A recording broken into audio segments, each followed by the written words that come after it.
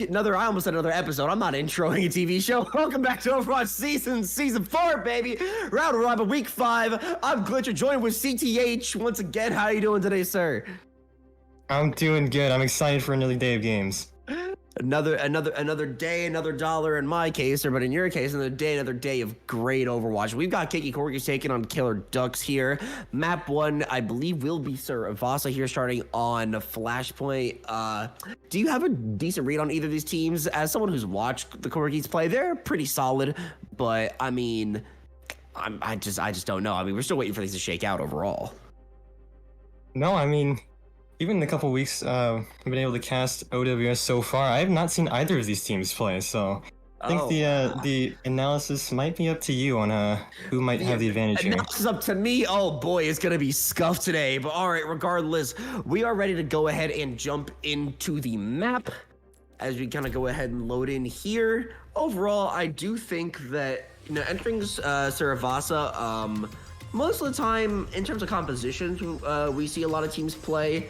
I generally see a lot of teams favor that rush style, whether you're playing with that horse, whether you're playing with that queen, or if you're European, you're playing with that Rhine.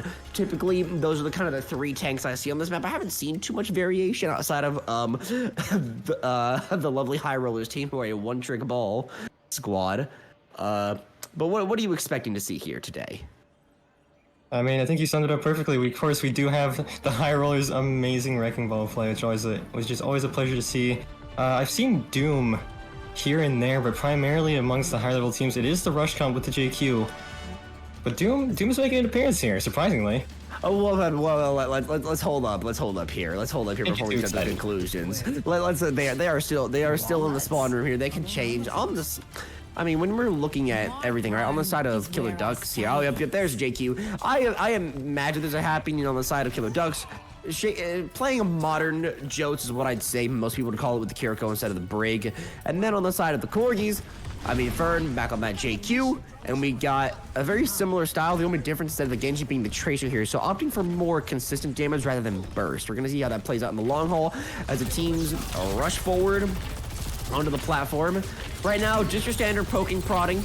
I'm going to see how it overall shapes up. I do think the Tracer versus Genji is going to be an interesting piece to watch. It's going to be the main difference in these compositions, and it's both the dive DPS that are going to serve, and there's the advantage of the burst. Eaton is going to go ahead and grab Fern. Lovely kill into the tank. That's a big frag to grab first, and Rock's going to grab Sandy, and Corgis are going to have to be scrambling away, hoping they don't lose any more members.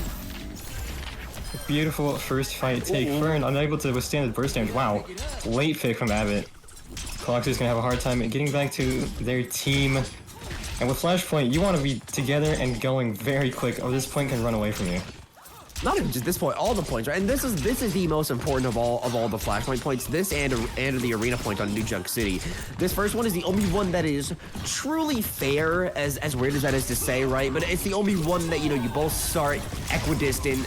It's both in the same place. There's no advantage one way or the other. It's true neutral. So that's why this point is so important, and it decides the momentum for the rest of the series most of the time. Abad is gonna grab Zenny, so that's not looking great for Corgis. Fern down with the axe, down to Slash. Kitten is walking wounded, but he is gonna be able to skirt around the outside, swap to Heal Song. Shouts laid down, but the beat laid down from Kitten in response to rush onto the Kiriko. Sandy, no cooldowns available to them at that point. Clock's gonna get the knife in the back.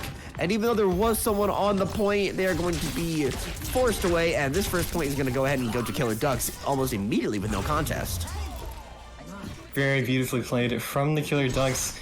I think the Sojourn is just providing a lot more value than this Tracer pick, and the Genji. So Sojourn Genji just making it a lot harder for Fern to be able to do what they need to do, and the support line for the Cakey Corgis to try to keep them up in combat. We'll see a swap over to the Genji, though, from Tracer, so now it's completely equal footing in terms of comp. Yeah, we were running a true mirror. Probably one of the only maps you're going to see today that you're going to see it be a true mirror. And there it is. There's the rush. And on top of that, I mean, an overclock popped in response from Clockster, but it's not going to find anything. Rampage from Fern to try and find something somewhere, but he dives in an Arnie and comes out with no magic of any kind. Rockstar is going to grab two. Fern will get the tick damage onto Eaton, but Killer Ducks, that's a second point with dominant control. And the ult value from Killer Ducks is they're just getting more, right? So the overclock from Clockster and the rampage from Fern, not really finding much. Neither support ult online either. So any ults that wow, my words are just not coming out today. Any ults, like say the rampage coming out. If Sandy and Zenny aren't fast with these ultimates, the rampage could tear through the team, and if they're not careful enough, a blade could tear through. But Tsune, yeah, decided to be proactive here though on the side of the course, which I like. The rush is gonna pop down again. He's gonna go ahead and capitalize off that haste. A bot's gonna fall, but the rampage to counter. Beast's gonna get laid down. Only the Lucio and the Soldier are hit with the purple juice, and yeah, he's gonna grab a Archai, excuse me. As right now it is just a neutral fight at this point on the objective. But it looks like Corgis are finally going to be able to hold this one out. The dash from Yeti, and he will grab Eden. Finally, a fight win on the side of the Corgis, but it took both support ults to do it, and there's a blade coming hot and ready for him. Yep, the only ult available for the Cakey Corgis is the blade, but Kitten is ready and waiting with that beat. We'll see. Usually beat is used as an engage, I see it in a lot of these matches. So as long as the Killer Ducks can stay safe, the beat can really be safe for the beat, and here we go. I mean, yeah, but it doesn't get a chance to lay down the beat, yet he identifies Kitten and makes sure that they have no opportunity to drop that lovely barrier of a green HP. Eden is also going to fall to one more slash, and first going to grab Archai. So, well, I mean, it's looking to snowball. It's 60% and counting. They've got maybe about 30 seconds tops to touch this thing on the side of the Killer Ducks. But I mean, I say that. I mean, I'm forgetting my head. They have so much less time. They have like 10 seconds. Yeah, Flashpoint is in quite unforgiving mode. But ultimate's available, so if they can get on, they have a really good chance to turn it back. I mean, yeah, definitely. I'm looking to see Eden pop this blade here. There's the barrier. Gonna be used for an engage tool here, and there's a blade getting pulled for Eden. He's hunting for the Lucio. Overclock popped this power from the clock, so try and grab him. Eden's still gonna grab Zenny. The reflection of Khan to make sure the overclock can't. Oh, they are, and the clocks are esting off the map. What is that? Fern's gonna try and bring it back here with 4-man rampage. Purple juice being doused all over the opposition. Yeti still trying to keep his team in this. The rush being laid down. Fern is going absolutely ballistic. And right now it's a Rockstar. And his health pool is dwindling. That will be a point cap for the Cakey Corgis, and we got a series on our hands on Saravasa. Always good to see something other than a 3-0 take, and what a fight that was. Even with Clockster unfortunately ending up, the Cakey Corgis held it together and brought it back. Now on to point 3. We'll see what they try and approach with. I mean, yeah, only the rush available for the side of the Killer Ducks, but that in itself is a true powerful enough to build up to the rampage. So right now, neutral fighting for the most part, just gonna be playing around this fountain area, trying to see who steps out of line first. And as the flashpoint unlocks, the rush gets laid down. A bot grabs Clockster, and the overclock is popped on top of that to try and find additional value. Yeti gets railed, and there we go. That's a quick fight take for the side of the Killer Ducks, and without their DPS, they decide the fight's not worth having. And what a beautiful run that fight was. Of course, as you said, the Kitsune helped Abbott get right up to the overclock, and the shots coming out, making sure Yeti not gonna have too much value, trying to take out this Sojourn. Now Rampage online for Rockstar, but the beat from Zenny could be used to counter. We'll see if they can get it down this time. Yes, right there, and Clockster catches a bot out of position. Bold play there, and they capitalize. They quickly pinch onto the barrier, laid down, despite maybe a little bit overzealous here, but they wanted to crunch quickly, so I can't fault them for it. The point will be capped here by the Kiriko. As the staggers start to come in, there'll be nice little staggering kills. Not too bad, though, so Killer Duck should be able to regroup here. 69% accrued, haha, funny number. As Corgi start to mount their percentage. That percentage building up, but now you have to wonder. The rush, the rampage from Rockstar Rob on the JQ. They're gonna have to be really careful with how both it's used and how it's countered in order if the Cakey Corgis want to hold this point. True. They're probably gonna look for that bell to be used before going in with it if they can, but you can only stall for so long. And there's the blade popping down. There's a beat to counter though. Yet he immediately has to back out. But he does fall down and the Russians lay down on top of it, so that way, even though they have the high ground advantage on the side of the Killer Ducks, it's gonna be hard to drop down into it. They do attempt still anyway. The blade gets pulled here with no sound barrier on the other side to counter. Doesn't manage to find anything. He doesn't actually manage on a single thing. I mean, the overclock laid down here from Clockster as well. Yeti grabs Rockstar, full team assist. Clockster with his own, trace back and forth on the DPS. Yeti with 3, and that's a fountain cap. From the side of Cakey Corgis, they have a chance to take this map here and now as you head over to the next flashpoint. I mean, beautifully played. The ultimate advantage being very much in the favor of Cakey Corgis.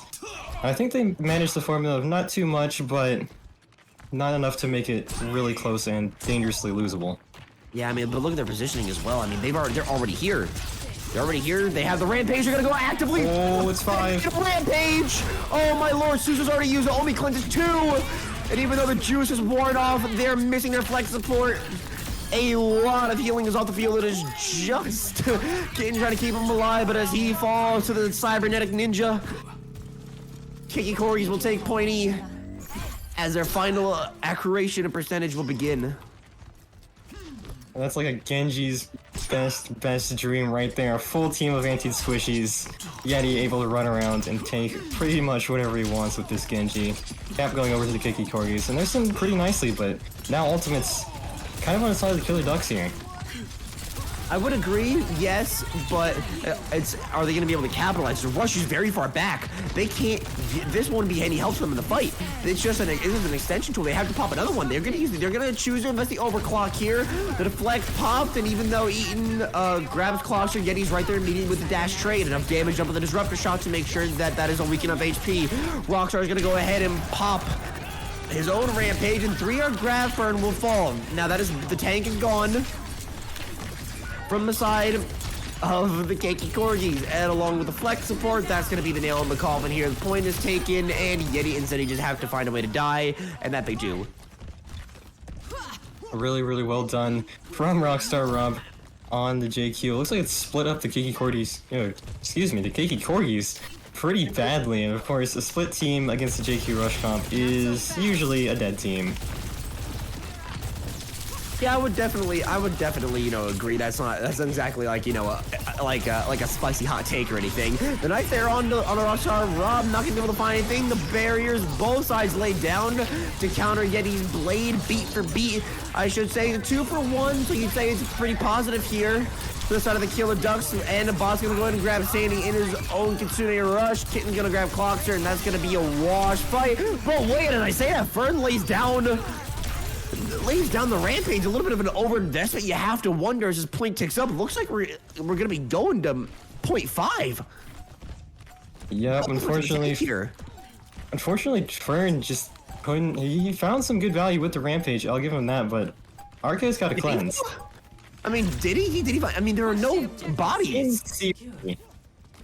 It would have been good. The JQ and the Lucio running around can provide a lot of damage, but you have cleanse. You have basically the full roster of Killer Ducks alive, and with cooldowns, I don't think it's worth it overall. I definitely would have to agree on that front. Now, opting to not take that fight on the 4th point, we're gonna go ahead and move over to our final destination here, with Corgis having the advantage of getting to rotate out faster. Overclock for Blade, Eaton for Clockster, and Fern dismantles the Blade. Zeddy's gonna grab the final blow into Rockstar Rob. Fern with another headshot from the pump shotgun. Blade doesn't find any final blows on the kill feed, but I'm sure the damage is reigning supreme, as that's gonna be first take for the side of the Cakey Corgis, and it could be dangerous. Yeah, the ult's advantage now kind of swinging in the direction of the Killer Ducks, but I mean, the Cakey Corgis, they're playing this so well. And Yeti coming up on another blade. Oof. Could be scary. I mean, yeah, definitely, I do agree, could be one of the scarier series. Overclock now from a bot, trying to see if they can find anything. It is going to force the positioning, so they will back. Suzu is used, and Eaton gets dismantled. Oh my god, Texas Chainsaw Massacre. Oh my lord, what happened there? I mean, both DPS are down for the side of the Killer Ducks. And at this point, it's formality, and I mean, Killer Ducks have to die or get out. I mean, they only have like maybe 10 seconds tops to touch this point. It might be all up to Kitten, and they're all the way back in spawn, trying to speed back anybody from their team, but Ajax. Oh my lord! Tracer gets a touch here on the side of a bot, but it's gonna be a fruitless effort. Oh my lord, Yeti with the hindsight to make sure to push ahead. And from 0 to hero, Cakey Corgis come in and win the first map in a 5-point banger. I mean, if anything put the nail in the coffin, I think that Ajax was really the sign that this is the Cakey Corgis point. I definitely do agree. I mean, just that was a match class of both teams, in my opinion. I mean, just that was just so well played from everybody available, and it looks like looks like teams are asking for a tech pause, which we will go ahead and give them. So what's going to happen, ladies and gentlemen, is we're going to go ahead and take a 5-minute break, but when we come back, more Overwatch, next map, push, all available. We'll see what it comes down to.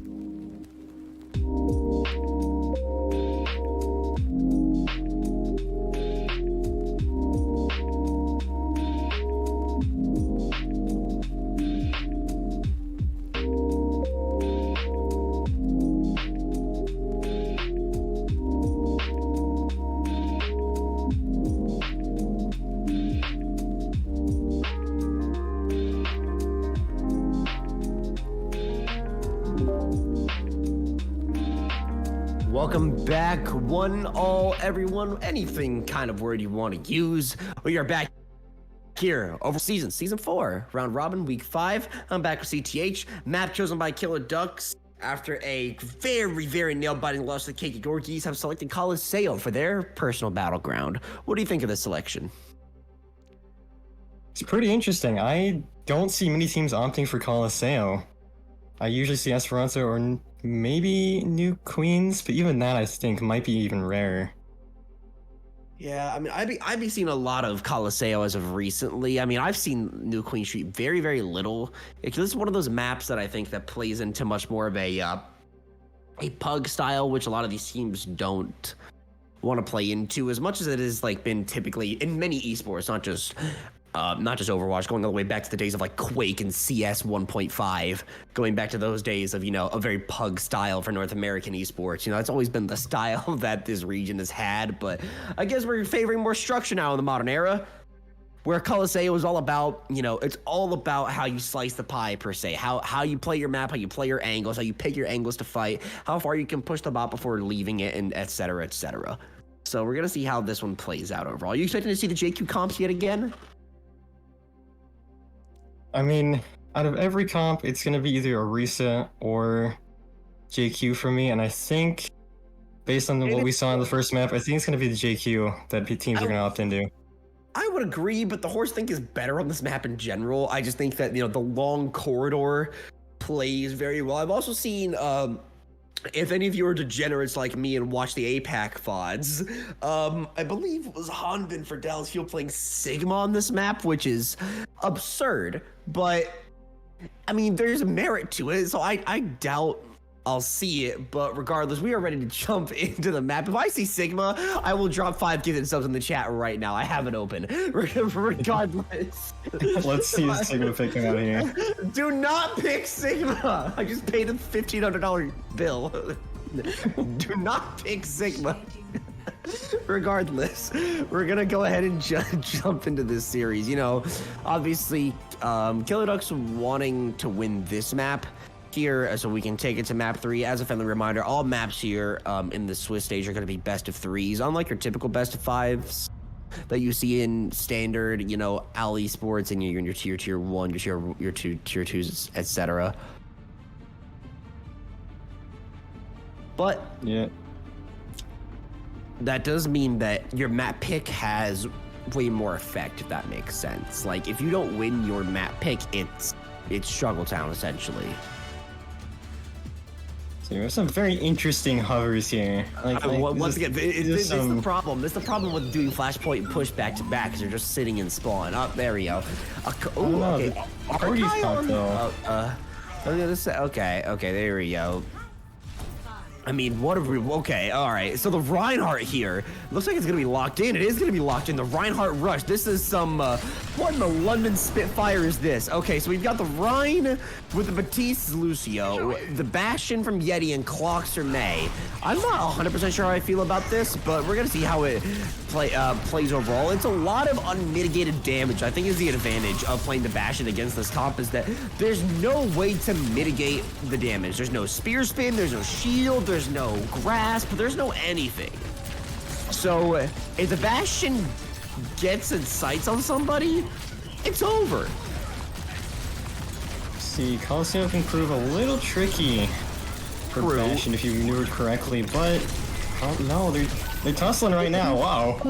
But that's the disadvantage. You are so immobile and so easy to take down with a Junker Queen-esque comp. The hitbox is small, the mobility is fast. It's gonna be a team wipe here for the side of the Killer Ducks here, and the late stagger death onto Zenny.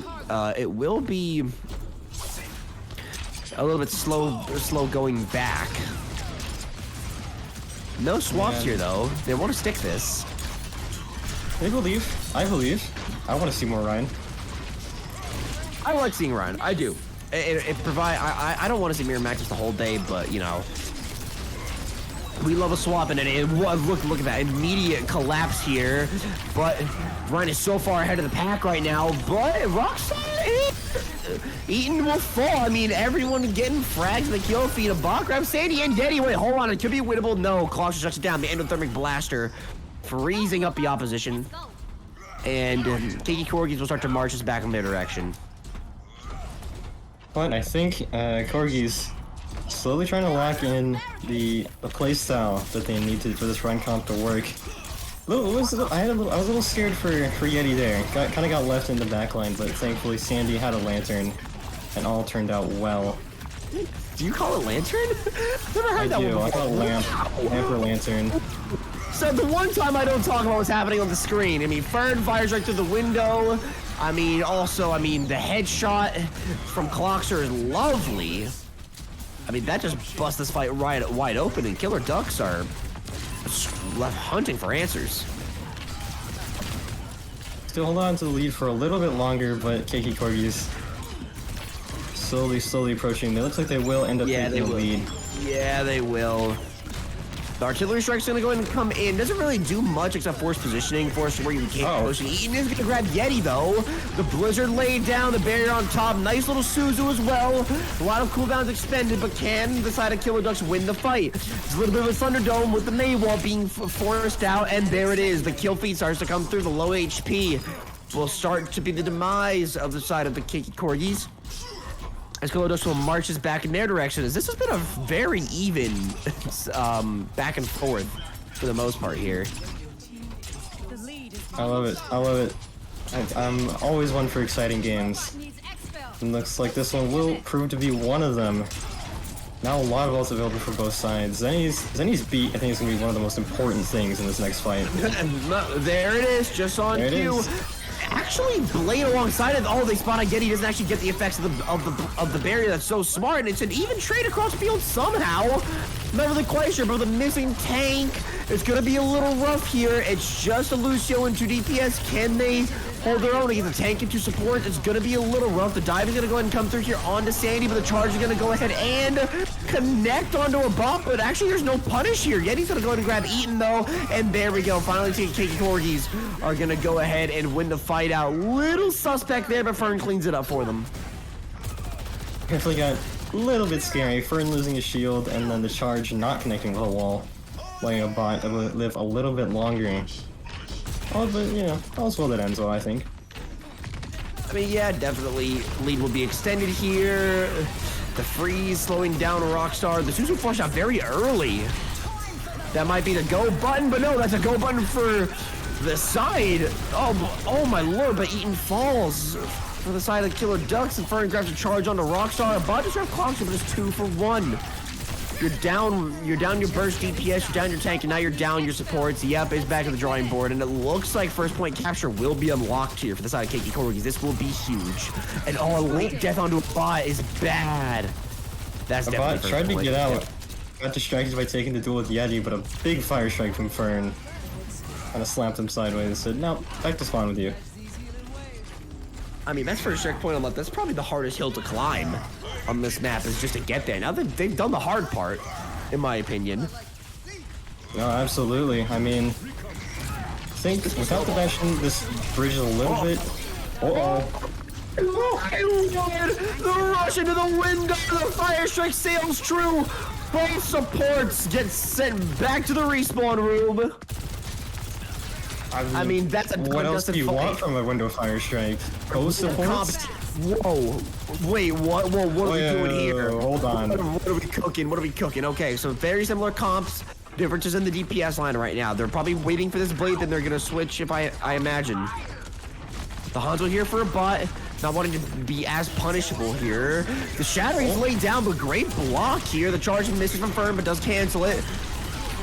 Wise to it. Fern is struggling for HP, and the barrier gets laid down to sustain him alongside the lamp. The layering is a little questionable, but regardless, the blade's gonna get popped into addition here from Eaton. Rockstar is so weak, but Eaton trades onto Sandy. Akari is so weak, but manages to grab Fern as well. The HP bars are struggling on both sides. Here, ice block force here from Clockster. Bot will be there with the storm arrows. Zenny will fall last. And finally, Killer Ducks will find purchase, but they have a long road to hike. They have 70 meters to get through. 70 meters in 3.5 minutes, but I love the comp switch. I was not ready for that. Maybe a little bit more change in the DPS we needed. Yeah, I mean, I'm worried they're gonna fall into the trap of where, like, you know, they're gonna get close to Blade again and be like, well, we're gonna have to stick this, or maybe they want to stick this. I don't know. Double Shimada is questionable if I'm being honest, but there's the advantage of the Hanzo. Lay down. Yeti though, dome's eaten. That's not good for him. The window gets laid down again, though. This has been a dangerous piece of utility for the side of Killer Ducks, and Fern just walks on top of his opposition. Rockstar has to be careful. The charge will connect, but Fern gets out. And that fight right there, I think, is proving the advantage of having a Mei and a Ryan Mirror. The wall to protect Fern when he got countercharged by Rockstar, able to stabilize and then turn it around to bring the fight back in the favor of the Cakey Corgis. No, yep, there's the wall in there. The Blizzard and Rockstar is toast. Zenny grabs the win on a Lucio, and that is a very clean fight win, damn near flawless, and right now is just a Genji stuck in the back line. He is full HP, but they know where he is, and they are anticipating him. Yeti's on the hunt for him as well. He has to be able to get back to his team, or they're going to be fighting a constant 4v5. The awareness is very good here, and they have maybe 10 meters. No, not even. They have 5, 4, 3 and a bit, but the shadow gets laid down from Fern. Oh my lord, the barrier gets laid down, but he gets over the tank into the support himself a kitten. Oh my lord, Rockstar will grab Clockster. Eden grabs Fern. It's not over yet, but Yeti grabs kitten. This is dangerous. Spawn advantage available for the side of the Killer Ducks, but Rockstar will manage to swing that rocket power hammer around and just barely hold on to this map, but there is 3 meters standing between Corgis and victory. It's getting way too close there for the Killer Ducks. They're able to bring it back, but both support ults also being used. Now one ult for them in the form of Eaton's Blade and Yeti and Zenny for the side of Cakey Corgis coming up on ultimates. Yes, they're synchronous in the way they rhyme, but they're synchronous in the way the utility falls. Let's see. The overclock builds up here to match the blade. We're going to see how those pieces of utility do end up exchanging. Window almost available here for Sandy, but Fern's going to grab Eaton. That's a big pick. A lot of damage missing here. The counter charge, and Fern's going to grab Rockstar. The lamp laid down. Perfect execution. This brawl comp is looking studious and clean. On the side of Cakey Corgis, a buy is going to go and grab Clockster, so the Mei will be behind, but with this little distance left, you almost don't even care. Eaton choosing to sacrifice the blade, probably anticipating the beat being available for Zenny. We'll go over to the Mei. Now no Mei advantage. Now just about how these Meis are going to use their walls. I mean, saying no Mei advantage, but Blizzard is almost again online again for Clockster. True, very true. Of course, Cakey Corgis deciding to back up, not having their Mei quite back in the fight yet. They have all the time and the space to do so. They definitely do. Nice little drag into the window to negate using the damage utility. Yeti's gonna actually get caught out by that somehow, some way. It looks like a boop actually gonna be onto Yeti here. Blizzard gets laid down. Lovely piece of work. And even though Rockstar will give up his life, it's a great job to make sure they can't capitalize too. The shadow gets laid down from Fern. It catches 4. I mean, that is, writing on the wall. It's just Eaton, and there it is. Game, set, match. It's over. 2-0, tennis fashion. Cakey Corgis take it.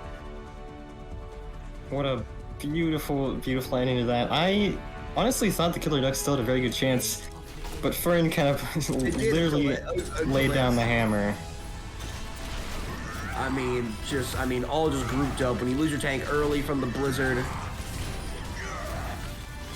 just incredible work on the Reinhardt. Lovely accuracy with the fire strikes. Just a great series all around, what we just witnessed. But regardless, it is time for you to nominate a man or player of the match. Who do you think is the winner here? Who do you think deserves it? Man, I honestly am not sure. Yeti's definitely up there. The Genji being very strong. Fern really, I think, held it down well with the Reinhardt, but Clockster on the Mei did make a lot of plays that brought Cakey Corgis some victories in the push map. All right, I'm gonna need. What do you think? What's your final? I mean, I don't know, man. Different maps require different things, right? I mean, that last map, it was all about Sandy with those windows setting up Fern and Yeti for success. But I think overall, in my opinion,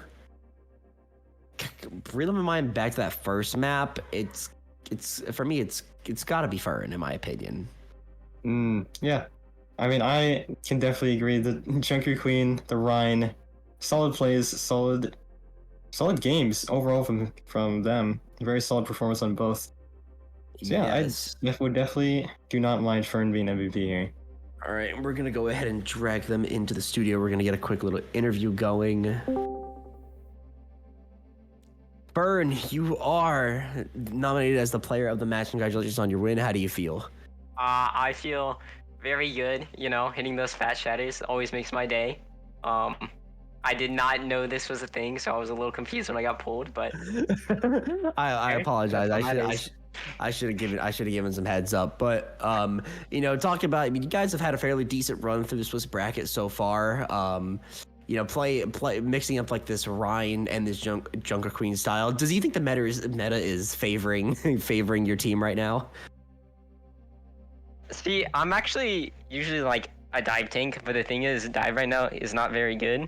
So I wouldn't say it like favors me necessarily, but I do think it does favor our team because we're like a very brawl-centric team, and that's like what we're best at.